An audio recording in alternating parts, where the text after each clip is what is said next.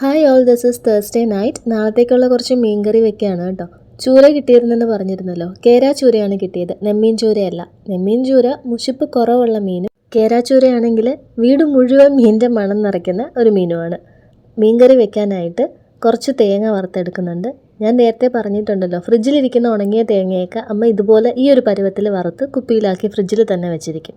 അതിൽ നിന്ന് കുറച്ചെടുത്ത് ഒരു പാനിലാക്കി ഒന്ന് നല്ലപോലെ വറുത്തെടുക്കാം. കറിക്ക് നമുക്ക് ഏത് നിറം വേണോ ആ അളവിൽ തേങ്ങ വറുത്തെടുക്കാം കേട്ടോ. ഇതിപ്പോൾ ഞാനൊരു നേരിയ ബ്രൗൺ കളർ ആക്കിയിട്ടേ ഉള്ളൂ. പൊടികളായിട്ട് ഇതിൽ മുളക് പൊടി, കാശ്മീരി മുളക് പൊടി, മല്ലിപ്പൊടിയും കൂടെ ചേർത്തിട്ടുണ്ട്. ഇനി ഇത് നന്നായിട്ട് ഒന്നുകൂടെ ഒന്ന് മുരിച്ചെടുക്കാം. പൊടികളിട്ടാൽ അപ്പം തന്നെ തീ ഓഫ് ചെയ്യണം കേട്ടോ, അല്ലെങ്കിൽ ചിലപ്പോൾ ഇത് പെട്ടെന്ന് കരിഞ്ഞു പോകും. ഇനി ഇത് നന്നായിട്ടൊന്ന് തണുത്തിട്ട് വേണം മിക്സിയുടെ ജാറിൽ അരച്ചെടുക്കാൻ. തീയലിന് അരയ്ക്കുന്ന പോലെ വെള്ളം തൊടാതെ അരയ്ക്കേണ്ട കാര്യമില്ല, പുളിവെള്ളം ഒഴിച്ച് അരച്ചെടുത്താൽ മതി. പിന്നീട് ഒരു കറിച്ചട്ടി എടുത്ത് അതിലേക്ക് വെളിച്ചെണ്ണ ഒഴിച്ചു കൊടുത്ത് ലേശം കടുകും കുറച്ച് കൂടുതൽ ഉലുവയും കൂടെ പൊട്ടിച്ചെടുക്കാം. ഇത് രണ്ടും പൊട്ടി വരുമ്പോൾ അതിലേക്ക് കുറച്ച് കറിവേപ്പിലയും കൂടെ ഇട്ട് കൊടുക്കാം. ഒരു 7-8 അല്ലി വെളുത്തുള്ളിയും കുറച്ച് ഇഞ്ചിയും ഇത്തിരി പച്ചമുളകും, ഒരു 3 പച്ചമുളക് ഞാനിപ്പോൾ എടുത്തിട്ടുണ്ട്. ഇതെല്ലാം കൂടി ഇട്ട് കൊടുത്ത് നന്നായിട്ടൊന്ന് മൊരിച്ചെടുക്കുന്നുണ്ട്. വെളുത്തുള്ളിയുടെയും ഇഞ്ചിയുടെയൊക്കെ അറ്റം നല്ല മൊരിയണം, അല്ലെങ്കിൽ കറിയുടെ ഇടയിൽ ഇത് ചവയ്ക്കുമ്പോൾ നമുക്ക് പെട്ടെന്ന് അറിയാൻ പറ്റും, ഒരു പച്ച രുചി വരും. പക്ഷെ ഇത് നന്നായിട്ടൊന്ന് മൊരിഞ്ഞു കഴിയുകയാണെങ്കിൽ ഇനി അങ്ങ് വെന്തുടഞ്ഞ് പോയിക്കോളും. നമുക്ക് എങ്ങനെ പീസുകളായിട്ട് ഇത് കറിക്കകത്തൊന്നും കിട്ടത്തില്ല. ആ ഒരു പച്ചമണമൊക്കെ മാറിക്കഴിയുമ്പോൾ ഒരു 7-8 ചെറിയുള്ളി തൊലി കളഞ്ഞ് ചെറുതായിട്ട് അരിഞ്ഞത് ഇതിലേക്ക് ചേർത്ത് കൊടുക്കാം. ഇനി ഇത് നന്നായിട്ടൊന്ന് വഴറ്റിയെടുക്കാം. നന്നായിട്ട് വഴന്ന് വരുമ്പോൾ ഇതിലേക്ക് ഒരു ചെറിയ പഴുത്ത തക്കാളി ചേർക്കാം. തക്കാളി കുറച്ച് മതി. ഇതിൽ നമ്മൾ ഇനി കുടംപുളിയും പിന്നെ നമ്മൾ ആ അരപ്പ് പുളിവെള്ളം ചേർത്തിട്ടുമാണ് അരയ്ക്കുന്നത്. അപ്പോൾ പുളി കൂടാനുള്ള സാധ്യത ഈ കറിയിൽ കൂടുതലാണ്. ഇവിടെ ഒരു വലിയ തക്കാളി ഇരിപ്പുണ്ടായിരുന്നു, ഞാൻ അതിൻ്റെ പകുതിയെ എടുത്തോളൂ. പിന്നെ ഇപ്പോഴത്തെ തക്കാളിയിൽ അങ്ങനെ പുളിയൊന്നും ഇല്ലല്ലോ. തക്കാളി ഒന്ന് വഴന്ന് വരുന്നവരെ കാത്തിരിക്കാം, അല്ലെങ്കിൽ എന്നെ പോലെ ഇതെനിക്ക് ഇടിച്ചു കുത്തി അതിനെ ഇങ്ങനെ ഒരു പരുവത്തിലാക്കി എടുക്കാം. ഏതാണ്ട് ഒരു കുഴമ്പ് പരുവത്തിലാവുമ്പോൾ അതിലേക്ക് നമ്മൾ നേരത്തെ അരച്ച് വെച്ചിരിക്കുന്നത് ആഡ് ചെയ്ത് കൊടുക്കാം. ഇനി ഈ തേങ്ങയും ഈ എണ്ണയും ഒക്കെ കൂടുന്നത് നന്നായിട്ട് ഇളക്കി യോജിപ്പിക്കാം. അതിൽ നിന്ന് ഇങ്ങനെ എണ്ണ പുറത്തേക്ക് വരുന്നൊരു സ്റ്റേജ് വരെ നന്നായിട്ടൊന്ന് ഇളക്കി കൊടുക്കാം. തീ കുറച്ച് വെച്ചോളണം കേട്ടോ. അതിൽ എണ്ണ പുറത്തേക്ക് വരുന്നൊരു പരുവാകുമ്പോൾ നമുക്കത് മനസ്സിലാവും. ചട്ടിയിൽ നിന്ന് ഇതൊക്കെ ഇങ്ങനെ വിട്ട് വിട്ട് വരും. അപ്പോഴത്തേക്ക് ഇതിലേക്ക് കുറച്ച് ഉപ്പും പിന്നെ ജാറ് കഴുകിയ വെള്ളം കൂടെ ആഡ് ചെയ്ത് കൊടുക്കാം. കറിക്ക് എത്ര വെള്ളം വേണോ അത്ര വെള്ളം ചേർത്ത് കൊടുക്കാം കേട്ടോ. ഇനി നന്നായിട്ടൊന്ന് കലക്കിയെടുക്കാം. ഇതിപ്പോൾ വോൾട്ടേജ് ഇല്ലാത്തതുകൊണ്ട് ഞാൻ അരച്ചത് നല്ല പരുവത്തിൽ അരഞ്ഞ് വന്നിട്ടില്ല. പക്ഷേ എനിക്കിഷ്ടമാണ്. ചില ഹോട്ടൽസിലൊക്കെ നമ്മൾ പോകുമ്പോൾ ഈ മുരുമുര തേങ്ങ ഇങ്ങനെ മാറിക്കിടക്കുന്ന കറികളും കിട്ടാറുണ്ടല്ലോ. മൊത്തം അരഞ്ഞില്ലേലും ഇങ്ങനെ അരഞ്ഞാലും കുഴപ്പമില്ല. നിങ്ങളുടെ ഇഷ്ടാനുസരണം നല്ല മഷി പോലെ നേർപ്പിച്ചോ അല്ലെങ്കിൽ ഇങ്ങനെയോ ഒക്കെ അരച്ചെടുത്തോളൂ കേട്ടോ. ഞാൻ നേരത്തെ പറഞ്ഞ പോലെ കേരാച്ചൂരയ്ക്ക് നല്ല മുഷിപ്പുള്ളതുകൊണ്ട് ഞാൻ 2-3 കുടംപുളിയും പിന്നെ ഒരടപ്പ് വിനാഗിരിയും കൂടെ ഒഴിച്ചിട്ടാണ് ആ ചൂരമീൻ്റെ പീസസ് വെച്ചിരുന്നത് കേട്ടോ. അപ്പോൾ ഒരിത്തിരി കുറഞ്ഞു കിട്ടും ആ ഒരു ഫിഷി സ്മെല്ല്. കറി നന്നായിട്ട് തിളച്ച് വരുമ്പോൾ നമുക്ക് മീനും കുടംപുളിയും എല്ലാം ഇതിലേക്ക് ആഡ് ചെയ്ത് കൊടുക്കാം. മീൻ നല്ല മാംസമുള്ള മീനായതുകൊണ്ട് തന്നെ അടച്ച് വെച്ച് കുറച്ച് നേരം വേവിച്ചെടുക്കണം, ഒരു 5 to 8 മിനിറ്റ്. അങ്ങനെ ദേ നമ്മുടെ കറി റെഡിയായി. ഇനി ഇതിന് മീതേക്ക് കുറച്ച് മല്ലിയിലയോ കറിവേപ്പിലയോ വേണമെങ്കിൽ ലേശം വെളിച്ചെണ്ണയോ ഒഴിച്ചു കൊടുക്കാം. ഇതിപ്പോൾ നല്ലപോലെ എണ്ണ മേളിൽ തെളിഞ്ഞ് നിൽക്കുന്നത് കൊണ്ട് ഞാൻ പച്ച വെളിച്ചെണ്ണ ആഡ് ചെയ്യുന്നില്ല. അത് ഇത്തിരി ഒന്ന് ആഡ് ചെയ്താൽ ടേസ്റ്റ് കൂടും. ഈ തേങ്ങയൊക്കെ വറുത്ത് പിന്നെ അത് തണുപ്പിച്ച് അരച്ച് ഇതിനൊക്കെ രാവിലെ ഒരുപാട് നേരം പോകുന്നതുകൊണ്ടാണ് ഇത് ഇത്ര നേരത്തെ തലേന്ന് രാത്രി ചെയ്ത് വെച്ചിരിക്കുന്നത്. പിന്നെ തലേന്ന് രാത്രി ഈ കറിച്ചട്ടിയിൽ ഇരിക്കുന്ന സാധനം രാവിലെ ചൂടാക്കുമ്പോൾ നല്ല അടിപൊളി ഒരു മണവും വരും. And this is Friday morning. ഇന്ന് സ്കൂളിൽ ടാലൻറ്റ് ഫെസ്റ്റ് ആണ്, ഞാൻ നേരത്തെ പറഞ്ഞിരുന്നല്ലോ. ഇതുപോലെ എന്തെങ്കിലും ഇവൻറ്റ്സ് ഒക്കെ നടക്കുമ്പോൾ, പ്രത്യേകിച്ച് പേരൻസ് ഒക്കെ പങ്കെടുക്കുന്ന ഫംഗ്ഷൻ ആകുമ്പോൾ ഞങ്ങൾ ടീച്ചേഴ്സ് സാരി ഉടുക്കാറാണ് പതിവ്. സാരി ഉടുക്കുന്നത് എനിക്കൊരു ചടങ്ങുമാണ്. അതുകൊണ്ട് തന്നെ ഇന്ന് ഒരു ക്ലീനിങ് പരിപാടിയും ചെയ്യുന്നില്ല. കുക്കിംഗ് കഴിഞ്ഞ് കിച്ചൺ ഒതുക്കിയിട്ട് നേരെ പോയി സാരി ഉടുക്കണം. പറയാൻ വിട്ടു കേട്ടോ. ഇന്നലെ വൈകുന്നേരം ആയപ്പോൾ എൻ്റെ ചെവി അങ്ങ് ഈ ഊതി അടയ്ക്കുക എന്ന് പറയത്തില്ലേ, അങ്ങനെ അങ്ങ് അടഞ്ഞു. പിന്നെ ഈ നൊവേനയ്ക്ക് കുരിശടിയിൽ ഇടയ്ക്ക് മൈക്കെന്നൊരു സൗണ്ട് വരും. മൈക്ക് ബോക്സിൻ്റെ ഫ്രണ്ടിൽ വരുമ്പോഴോ അല്ലെങ്കിൽ എന്തെങ്കിലും മൈക്കിന് പ്രശ്നം പറ്റുമ്പോഴോ കീന്നൊരു സൗണ്ട്. ആ സൗണ്ട് ചെവി കൂടെ കേൾക്കാൻ തുടങ്ങി. ഞാൻ അപ്പം തന്നെ അടുത്ത ഡോക്ടറെ അടുത്ത് പോയി കേട്ടോ. ഡോക്ടർ ടെൻസൺ അലക്സാണ്ടർ, ഫാമിലി ഫ്രണ്ടാണ്, പപ്പയുടെയും ക്ലോസ് ഫ്രണ്ടാണ്. ഞങ്ങളുടെ വീടിന് തൊട്ടടുത്ത് തന്നെയാണ് ഡോക്ടറുടെ വീട്. അവിടെ വൈകിട്ട് കൺസൾട്ടേഷനുണ്ട്. അങ്ങനെ അവിടെ പോയി ആൻറ്റിബയോട്ടിക് ഒക്കെ തന്നു. പക്ഷേ കോട്ടുവ ഇടുമ്പോഴും വിഴുങ്ങുമ്പോഴും ഒക്കെ ചെവിയിൽ ചെറിയൊരു വേദന. സൈനസിൻ്റെ തന്നെയാണെന്നാണ് പറഞ്ഞത്. സൈനസ് ഇൻഫെക്ഷൻ ചെവിയിലോട്ട് ആയിട്ടുണ്ടോ എന്നൊരു സംശയം. അതാണ് എൻ്റെ ശബ്ദത്തിൽ നേരിയൊരു അടവ് 2 ദിവസമായിട്ട്. ചെറുപ്പത്തിൽ എനിക്ക് ഡോക്ടർ ആവണം എന്നൊക്കെ ഒരു ആഗ്രഹം ഉണ്ടായിരുന്നു കേട്ടോ. ഞാൻ ഈ ആസ്ട്രോളജിയൊക്കെ പണ്ടേ ഇടയ്ക്കിരുന്ന് വായിക്കുന്ന ആളാണ്. അപ്പോൾ അതിൽ Leo's can make fine doctors എന്നൊക്കെ ഞാൻ കണ്ടിട്ടുണ്ട്. പക്ഷെ അന്നത്തെ സാമ്പത്തിക സ്ഥിതിയൊക്കെ വെച്ചിട്ട് കാശ് കുറവുള്ള ഏതെങ്കിലും കോഴ്സ് കണ്ടുപിടിച്ചോളാൻ പറഞ്ഞപ്പോൾ ഞാൻ BEd ആണ് ചൂസ് ചെയ്തത്. എല്ലാ കോഴ്സും നെറ്റിൽ അടിച്ച് നോക്കിയപ്പോൾ BEdന് മാത്രമാണ് അന്ന് 25,000 പേയ്മെൻ്റ് ഉള്ളത്. എയർ ഹോസ്റ്റസ് ആവണമെന്നും ഒരു മോഹമൊക്കെ ഉണ്ടായിരുന്നു കേട്ടോ. പക്ഷെ എല്ലാവരും കൂടെ എന്നെ പറഞ്ഞ് മടുപ്പിച്ചു, എൻ്റെ നീളത്തിന് അതൊന്നും കിട്ടില്ല എന്ന്. അപ്പം നിങ്ങൾ ഓർക്കും എൻ്റെ FB ഇൻസ്റ്റാ പ്രൊഫൈലിലൊക്കെ നല്ല നീളം തോന്നിക്കുന്നുണ്ടല്ലോ എന്ന്. ഒരു സത്യം പറയട്ടെ, ഈ സാരി ഉടുത്ത പിക്കൊക്കെ ഞാൻ കട്ടപ്പുറത്ത് കയറിയുന്ന കേട്ടോ എടുക്കുന്നത്. അതിനെന്നാലേ ഒരു ഭംഗി കിട്ടത്തുള്ളൂ. ടീച്ചർ ആവണമെന്നും ലൈഫിൻ്റെ ഒരു പോയിന്റിൽ ഞാൻ ആഗ്രഹിച്ചിരുന്നു. പക്ഷെ അതൊരു റിവെഞ്ചായിരുന്നു എൻ്റെ. 1st standard to 4th standard മാത്സിന് എനിക്ക് ക്ലെറി മിസ് എന്ന് പറഞ്ഞൊരു മിസ്സായിരുന്നു. മിസ്സ് മാത്സ് നല്ലപോലെ പഠിപ്പിക്കും. എനിക്കങ്ങനെ വലിയ ബുദ്ധിമുട്ടും ഉണ്ടായിരുന്നില്ല, മാത്സ് ഇഷ്ടവുമായിരുന്നു. പക്ഷേ അവിടുന്ന് ഞാനൊരു സർക്കാർ സ്കൂളിൽ 5th സ്റ്റാൻഡേർഡിൽ ചേർന്നു. SSLC തന്നെ എഴുതിയാൽ മതി എന്നുള്ള അപ്പൻ്റെ തീരുമാനത്തിന് S പറഞ്ഞിട്ടാണ് ആ സ്കൂളിൽ പോകുന്നത്. പക്ഷേ ആ സ്കൂളുണ്ടല്ലോ, സ്കൂളല്ല, എനിക്ക് കിട്ടിയ കുറച്ച് അധ്യാപകരുണ്ടല്ലോ, നല്ല അടിപൊളി അധ്യാപകരായിരുന്നു. അത് ഞാൻ എവിടെ തുടങ്ങണമെന്ന് എനിക്കറിയത്തില്ല.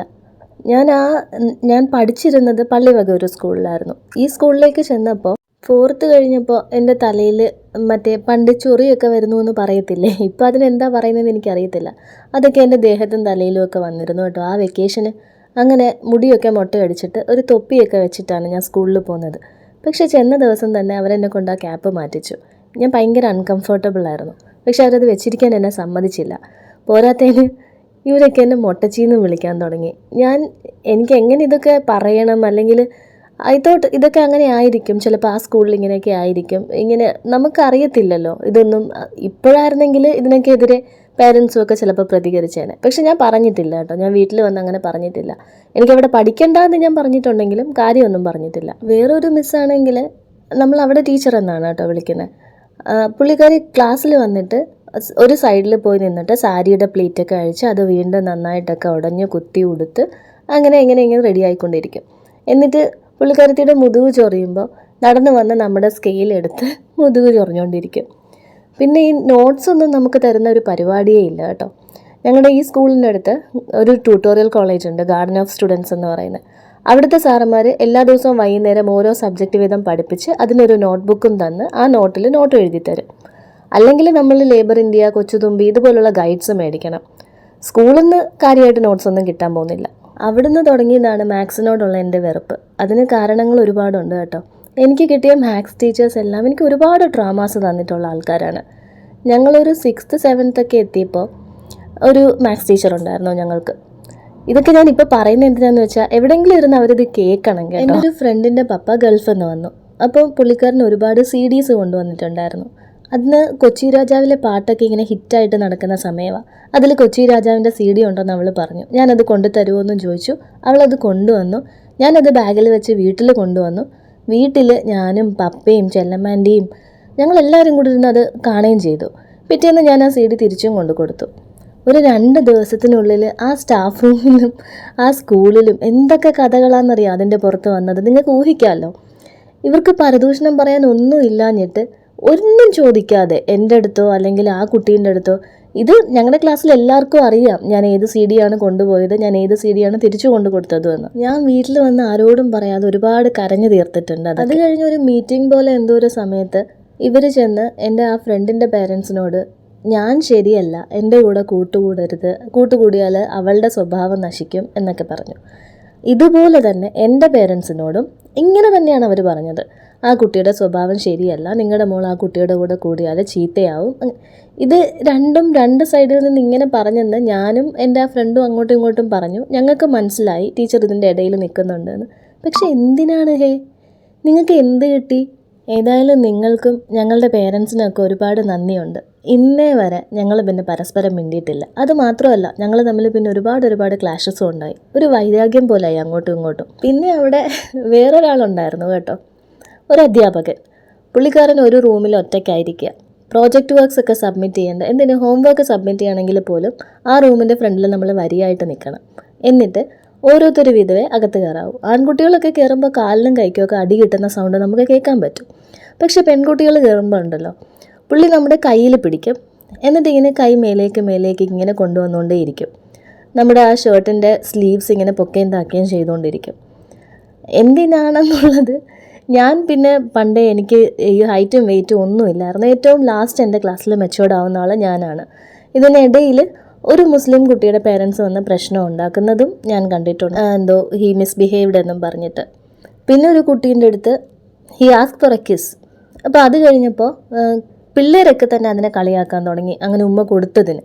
പിന്നെ അത് ഞാൻ മോളെ പോലെ കരുതിയാണ് ചോദിച്ചത്, പറഞ്ഞത് എന്നൊക്കെ പറഞ്ഞിട്ടാണ് പുള്ളി അത് ഹാൻഡിൽ ചെയ്തത്. ഇനി എൻ്റെ ഈ വീഡിയോ കണ്ടിട്ട് ഇത് ആരാണെന്നൊന്നും ചോദിച്ചിട്ട് വരണ്ട. He is very old and very സിക്ക് നൗ. നമ്മൾ അത് വിടേണ്ട സമയമായി. ഇനി ഗ്രഡ്ജസ് കീപ്പ് ചെയ്തിട്ട് കാര്യമില്ല. പക്ഷെ അന്ന് ഈ ടീച്ചേഴ്സിന് പലർക്കും ഇതൊക്കെ അറിയാമായിരുന്നു കേട്ടോ. അവരിങ്ങനെ പറഞ്ഞ് ചിരിക്കുന്നത് ഞാൻ കണ്ടിട്ടുണ്ട്. നമ്മളിങ്ങനെ വർക്ക്സ് കൊടുക്കാൻ ലൈനായിട്ട് നിൽക്കുമ്പം ഇങ്ങനെ അങ്ങോട്ടും ഇങ്ങോട്ടും പറഞ്ഞ് ചിരിക്കുന്നത്. സ്റ്റോറിക്കൊരു ബ്രേക്ക് ഇട്ടിട്ട് നമുക്ക് കുറച്ച് തോരൻ ഉണ്ടാക്കാം.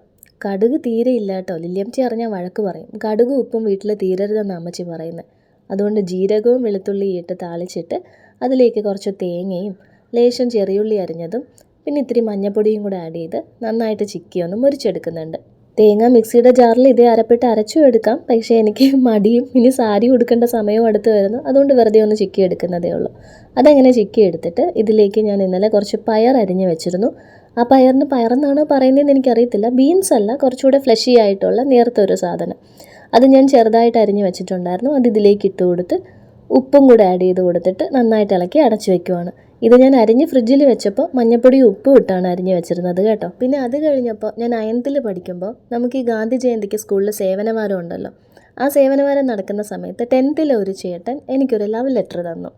ഈ ലെറ്റർ ഞാൻ വായിച്ചു. ഞാൻ കൊണ്ട് എൻ്റെ ബാഗിൽ വെക്കുകയും ചെയ്തു. എന്നൊക്കെ നമുക്ക് വലിയ ഗമയാണല്ലോ ഒരെണ്ണം കിട്ടുക എന്നൊക്കെ പറഞ്ഞു കഴിഞ്ഞാൽ.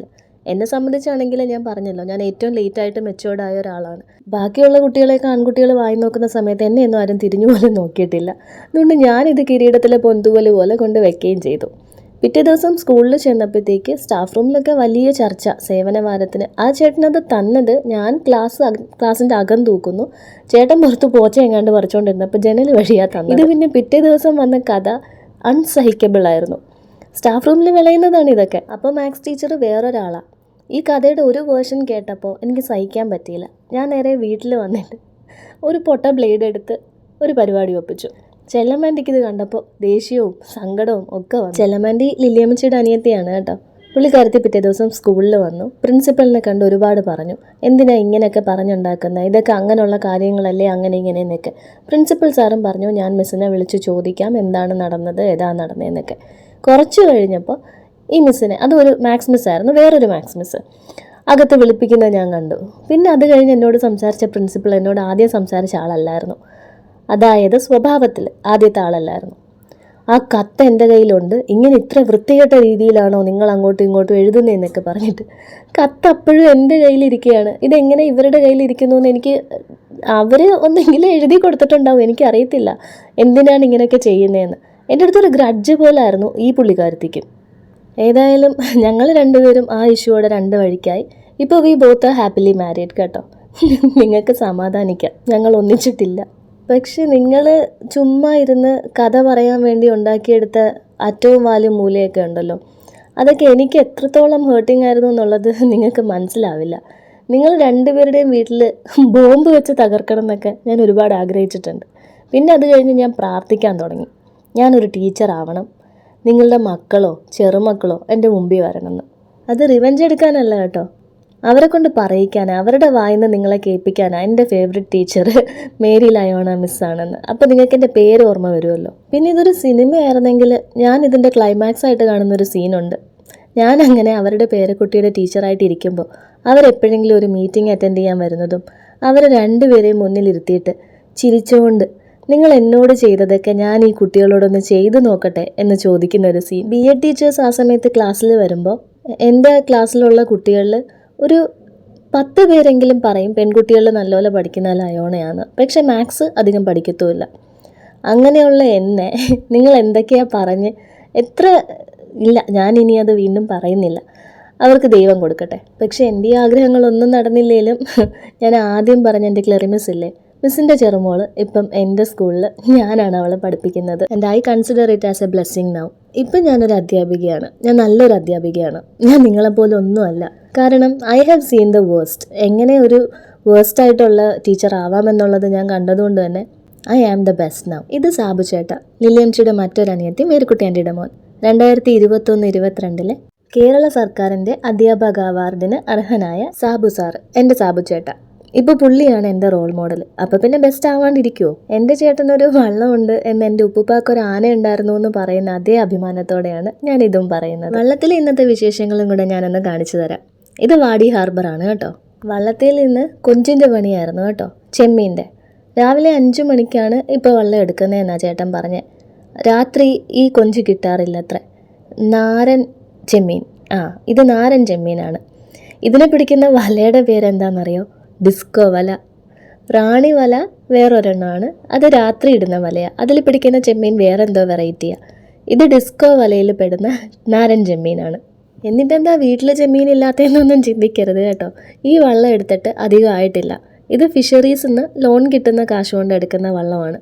അതിൻ്റെ പ്രോഫിറ്റ് ഇത്ര പെർസെൻറ്റേജിൽ കൂടുതലാവുമ്പോൾ ഫിഷറീസിൽ അടയ്ക്കണം. പിന്നെ ഇതിലടിക്കുന്ന എണ്ണയ്ക്കും അത്യാവശ്യം കൂടുതൽ കാശാവുന്നുണ്ട് ചേട്ടൻ. നമ്മൾ വള്ളത്തിൻ്റെ അടവൊക്കെ കഴിഞ്ഞ് അനീജാസിനൊരു വലിയ ബോട്ട് മുതലാളിയൊക്കെ ആവുമ്പോൾ കൈയിട്ട് വരാം. അപ്പോഴേക്ക് നമ്മുടെ ചോറ് തുറക്കാനുള്ള സമയമായി. ഇത്തിരി വേവ് കൂടുതലുള്ള അരിയാണ്, അതുകൊണ്ട് കുറച്ചു നേരം ഞാൻ ആ വെളിയിൽ കാപ്പി കുടിക്കുന്നിടത്ത് ഇതെടുത്ത് വെച്ചിട്ടാണ് പതുക്കെ തുറക്കുള്ളൂ. ചോറ് വാർത്തിട്ടിട്ട് ഇനി ബ്രേക്ക്ഫാസ്റ്റ് കഴിക്കണം. ഇനി ബാക്കി ദോശ ചുടാനുള്ളത് ഞാൻ അമ്മേനെ ഏൽപ്പിച്ചു കേട്ടോ. ഇനിയും ഞാൻ ദോശ ചുട്ടുകൊണ്ട് നിന്നാൽ സമയം വൈകും. കുക്കു സാർ എന്നൊരു സ്റ്റോറി പറയുന്നുണ്ട്. ഇനി അവനെ കൊണ്ട് 2-3 പ്രാവശ്യം അതൊന്ന് പറയിച്ച് നോക്കണം. He's very shy.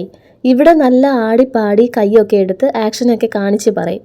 പക്ഷേ മൈക്കിൻ്റെ ഫ്രണ്ടിൽ ചെല്ലുമ്പോൾ 2 കൈയും കൂട്ടിപ്പിടിച്ച് കുമ്പസാരിക്കുന്ന പോലെ കുനുകുനുകുനാന്ന് എന്തോ പറയും. മീൻകറിയും തോരനും മാത്രമേ ഞാനിന്ന് ഉണ്ടാക്കുന്നുള്ളൂ. ഇന്ന് ഉച്ച വരെ ഉള്ളൂ ക്ലാസ്. ഉച്ചയ്ക്ക് വരാം. ഉച്ചയ്ക്ക് വന്നിട്ട് പപ്പടം വല്ലതും കാച്ചണം.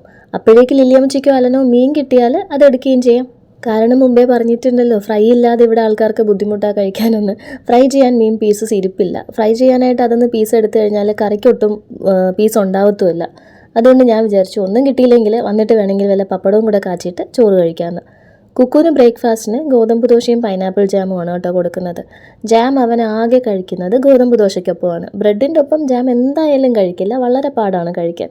He wants Nutella or chocolate spread. Last time പനിയായിട്ട് കുക്കുവിനെ മെഡിസിറ്റിയിൽ കൊണ്ടുപോയപ്പോഴേ ഞങ്ങൾക്ക് കിട്ടിയതാണ് വെയിറ്റിൻ്റെ കാര്യം പറഞ്ഞിട്ട്. നിലുവിൻ്റെ ഇരട്ടി വെയിറ്റ് പോലും കുക്കുവിനില്ല. പക്ഷേ ആൾ കഴിക്കത്തുമില്ല കേട്ടോ. ഈ ഒരു ദോശയും പാലും ആകുമ്പോൾ തന്നെ എൻ്റെ കഴുത്ത് വരെയായി എനിക്ക് ഛർദ്ദിക്കണം എന്നും പറഞ്ഞ് നിൽക്കും. ഗോതമ്പ് ദോശ ആയതുകൊണ്ട് തന്നെ ബ്രേക്ക്ഫാസ്റ്റിന് വേറെ കറിയൊന്നും ഉണ്ടാക്കുന്നില്ല. മീൻകറിയും കൂട്ടി തന്നെ കഴിക്കാമെന്ന് വിചാരിച്ചു. നല്ല കോമ്പിനേഷനാണ് ഈ ഗോതമ്പ് പുട്ടും മീൻകറിയും, ഗോതമ്പ് ദോശയും മീൻകറിയും ഒക്കെ. 30 വയസ്സ് കഴിഞ്ഞതിൻ്റെ ആണോ എന്ന് അറിയത്തില്ല. എന്തെങ്കിലും നല്ല രീതിക്ക് കഴിച്ചാൽ വയറിങ്ങ് മുമ്പിലോട്ട് വരും. അതുകൊണ്ട് 2 ദോശ കഴിച്ചാൽ മതി എന്ന് മനസ്സിനെ പറഞ്ഞ് പഠിപ്പിച്ചതാണെങ്കിലും ടേസ്റ്റ് കൊണ്ട് ഒരു ദോശയും കൂടെ കഴിച്ചു. അപ്പോഴത്തേക്ക് അലനും കുട്ടികളും ഒക്കെ മേളിൽ എണീറ്റ് വന്നായിരുന്നു കേട്ടോ. നിലൂനുള്ള പാലും കൊടുത്തു. കുക്കു സാറിനെ ബ്രഷ് ചെയ്യാൻ പറഞ്ഞ് ഏൽപ്പിച്ചിട്ടാണ് ഞാൻ കഴിക്കാനിരുന്നത്. അമ്മ ചൂടോടെ ദോശ ചുട്ട് തന്നുകൊണ്ടിരുന്നതും ഒരു ഫാക്റ്റാണ് കേട്ടോ. ആ മണം അടിച്ചപ്പോൾ പിന്നെ ഒരെണ്ണം കൂടെ കഴിക്കാൻ തോന്നി. അങ്ങനെ ഞങ്ങൾ നിരന്നിരുന്ന് കഴിച്ചു. അമ്മ ഇവിടെ ദോശ ചുട്ടുകൊണ്ട് വരുന്നു. ഞാൻ സ്റ്റോറി പറയുന്നത് കാണാനായിട്ട് നിമ്മലയും നിലുവിനെയും കൊണ്ട് വരണം എന്നൊക്കെയാണ് കേട്ടോ അവിടെ ഇരുന്ന് പറഞ്ഞുകൊണ്ടിരിക്കുന്നത്. അപ്പനെയും വിളിക്കുന്നുണ്ടായിരുന്നു അങ്ങോട്ട് വരാനായിട്ട്. ഞാനിരുന്ന് പറഞ്ഞുകൊണ്ടിരിക്കുമായിരുന്നു, നീ കുമ്പസാരിക്കുന്നത് എന്തിനാണ് ഇവരെ കേൾപ്പിക്കുന്നത്? കാരണം നമുക്ക് സ്ക്രീനിങ് ഉണ്ടായിരുന്നു കേട്ടോ ഇന്നലെയും മെനഞ്ഞാന്നും. അപ്പോൾ സ്ക്രീനിങ് നടക്കുന്ന സമയത്ത് ഞാൻ അവൻ്റെ ക്ലാസ്സിൻ്റെ മുന്നിൽ കൂടെ എന്തിനോ പാസ് ചെയ്ത് പോയപ്പോൾ ഞാൻ കണ്ടു മിസ്സിൻ്റെ അടുത്ത് ക്ലോസ് ആയിട്ട് നിന്നിട്ട് ചെവിയിൽ പറയുന്നത് ഈ സ്റ്റോറി. ഞാൻ പിന്നെ പെട്ടെന്ന് റെഡിയായി സാരിയൊക്കെ കൊടുത്തു കേട്ടോ. ഈ സാരി ആകുമ്പോൾ പ്ലീറ്റ് ഒന്നും പിടിച്ച് അധികം സമയമൊന്നും കളയണ്ട കേട്ടോ. ഇത് ഞാൻ ആമസോണിൽ നിന്ന് മേടിച്ചതാണ്. അതെ, ആമസോണിൽ നിന്ന് മേടിച്ചതാണ്. വലിയ റേറ്റ് ഒന്നുമില്ല. 600 to 700 റുപ്പീസാണ് സാരിയുടെ റേറ്റ്. പിന്നെ ആ ബ്ലൗസ് പീസിൻ്റെ മെറ്റീരിയൽസൊക്കെ ഞാൻ MK നിന്ന് മേടിച്ചതാണ്. ഞാൻ പോയി തപ്പി പിടിച്ചെടുത്തതാണ് കേട്ടോ. ഇതിൻ്റെ കൂടെ തന്നെയുള്ള ബ്ലൗസ് റണ്ണിങ് മെറ്റീരിയൽ ആയിരുന്നു. സെയിം പീസ് വരുമ്പോഴത്തേക്ക് ഒരു ഭംഗി ഉണ്ടാവത്തില്ല എന്ന് കരുതി ഞാൻ പോയി ഇങ്ങനെയൊക്കെ മേടിച്ചതാണ്. ഞാൻ ഇടുമ്പോൾ I am a disco dancer എന്നൊക്കെ ഇപ്പോൾ കുക്കു പാടും കേട്ടോ, ആ കയ്യിലെ സീക്വൻസ് ഒക്കെ കണ്ടിട്ട്. പക്ഷേ എന്തെങ്കിലുമൊക്കെ ഇച്ചിരി ഇരിക്കട്ടെ എന്ന് കരുതിയിട്ട് ഞാൻ അങ്ങനെ എടുത്തതാണ്. ഒരുപാട് ഹെവി ആയിട്ടുള്ള ഒരു സാധനവും അങ്ങനെ ഞാൻ എടുക്കാറില്ല. എൻ്റെ വാർഡ്രോബിൽ ഹെവി ആയിട്ടുള്ള 2 സാധനങ്ങൾ എൻ്റെ എൻഗേജ്മെൻറ്റിൻ്റെ ഗൗണും പിന്നെ എൻ്റെ വെഡ്ഡിങ് ഗൗണുമാണ്. സാരി ഉടുത്തിട്ട് വണ്ടി ഓടിക്കാൻ എനിക്ക് മടിയാണ് കേട്ടോ. അതുകൊണ്ട് അലനാണ് ഞങ്ങളെ കൊണ്ട് സ്കൂളിൽ ഇറക്കിയത്. പിന്നെ കുക്കുവിൻ്റെ പ്രോഗ്രാമിന് മുമ്പായിട്ട് അമ്മയും നിലവും പിന്നാലെ എത്തി. നമ്മൾ ഈ ചില സ്കൂൾസ് കൊള്ളില്ല എന്ന് നമ്മൾ പറയാറില്ലേ, സ്കൂളല്ല കേട്ടോ ആക്ച്വലി കൊള്ളാത്തത്, ഇതുപോലുള്ള ചില ആൾക്കാരാണ്. പിന്നെ ഞാൻ അധികം പറഞ്ഞ് അവരെ വിഷമിപ്പിക്കുന്നില്ല. നമ്മുടെ ഈ മഹാരാജ ഫിലിമിലെ വില്ലനെ പോലെ, വില്ലന് പണി കിട്ടണമെന്ന് നമ്മൾ ആഗ്രഹിക്കുന്നെങ്കിലും അയ്യോ ആ പോയിന്റിൽ അയാൾ അത് അറിയണ്ടായിരുന്നു എന്ന് നമ്മൾ ചിന്തിക്കാറില്ലേ, അതുപോലെ ഇപ്പോൾ അവരൊക്കെ ഏത് അവസ്ഥയിലായിരിക്കും. വേണ്ട, ക്ഷമിക്കട്ടെ എല്ലാവരോടും ദൈവം. ആ മഞ്ഞക്കിളി ജാനിക്കുട്ടിയാണ് കേട്ടോ, എൻ്റെ ഫ്രണ്ട് വിജയലക്ഷ്മിയുടെ മോള. ഒരു ചെറിയ കിളിക്കാൻ പെട്ടിയാണ് കക്ഷി. അപ്പോഴേക്ക് അലൻ വന്നു അവരെ പിക്ക് ചെയ്യാനായിട്ട്. ഞാൻ കുറച്ച് പതുക്കെ പോകത്തുള്ളൂ, ജഡ്ജ്മെന്റ് ഷീറ്റൊക്കെ ഒന്ന് ടാലി ചെയ്തൊക്കെ എടുക്കണം. വീട് തൊട്ടടുത്താണ് കേട്ടോ, ഇവിടുന്ന് ആക്സിലേറ്റർ കൊടുക്കുമ്പോൾ നമ്മുടെ വീട്. അപ്പോൾ ഇന്നത്തെ വീഡിയോ ഞാൻ വൈൻഡപ്പ് ചെയ്യാണ്. നമുക്ക് നാളെ കാണാം. ഇഷ്ടപ്പെട്ടാൽ സബ്സ്ക്രൈബ് ചെയ്തേക്കണേ.